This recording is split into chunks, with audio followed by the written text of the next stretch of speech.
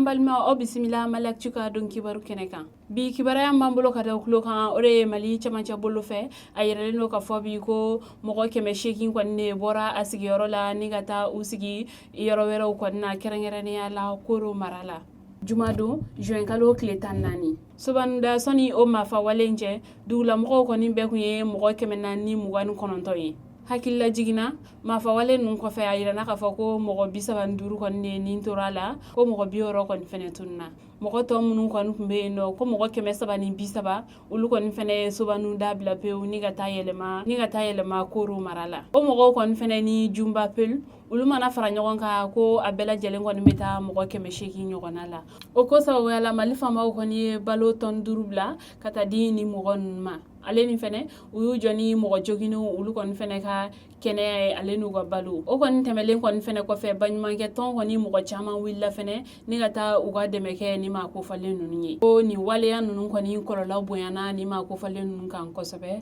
ko ni ya atakala je ko ame wakati mina ko sita akoni chama be no ko ulunu hakilute nyokon fe o ko ni sababu yala ko akanga fene ni ma ko falenu ko ni uni ma uka je ka kuma mun ko meseka hakilisi ki kuma ufu nyena kibara were mambolo kada kulo kan ore jumado juin kalo kletan nani badala bugu ko ulu kon ni polsu ko ni karla nyogona ni ga sababu ke kunyogo ube wuli ka jom kon ke G5 Sahel ko ni sigilla u feeno badala bugu ko ni ga fola ko ulu kon te fe G5 Sahel o jatigla ka ke ulu ka sigdala o ko sababu yala abe kalo kelen bostano ni ma ko fale nun kon be bo kunyogo ka uga dusma kasayire juma temelen tare sa jama ko ni bora anga fintugu ko ni ulu polsu ye ulu ko ni fene bora kana uga la kana barawla wala sa bashi ko ni kana ye ni wilika join konala mogo munun ko ni ni wilika join na kuga dusma kasawire ulu ya alaje ko ube pino ko ni jeni gudron sanfe ni ga siratike mogola polsu ko ni fene nana ko ube ubaliko ke o ako ko ni mata gaz fliho o ko ni kelen sa ni dusma kasayire lan nun ko ni fene willa ni ka gabakurun ta ka polsu ko ni bu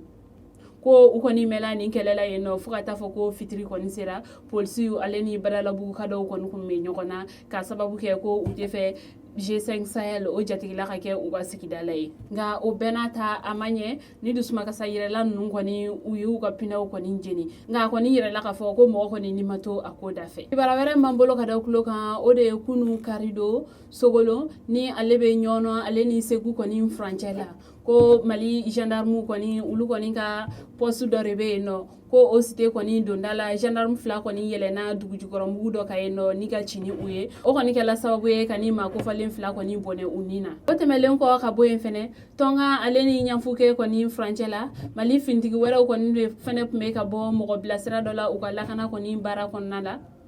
ma jugu do ko ni fene wala jugu ta ka nyashi ni ma ko falen ma ko u ko ni temetola sa uye mugu jugu de ci damne ni finitigi nunu ko na ko mo ko kelen ko ni tora akoda fe ko mo ko kelen ko ni fene jogina o ko ni kelen sa finitigi nunu ko ni fene ala je ko ube umine ngani ma jugu nunu ko ni bolla ko u ko ni tara ka moto kelen to kibara were mbambolo kada kulo kan ore ko buguni ni wakati laban nun ko na ko bembale ado ne be o senekala ko ni nyogonche ko senekala munun ko ni bora miangala ni ga nasigi buguni ko ulu ko ni anyinne be ulu fe ko ulu ka to ka wardo sara ko ka daga ube barake dugukulo la o ko ni fole o mabe o senekala nunun ko ni fenema ulu ma son ware nunun ko ni saralima o ko ni kelen sa afola ko dugukulo ko ni benamne ni ma ko fole nunna o ko ni kera mangambaye oni dugu nala sabla dugutugu ko ne kunya nyinu fe o ka ware nunun sara o ware nunun sara bale ko ni kera mangane sisan afale munke uga dugukolo nunun to eno jako yala ko kelere ko nana ke ola mo gofla ko ni nintora akoda fe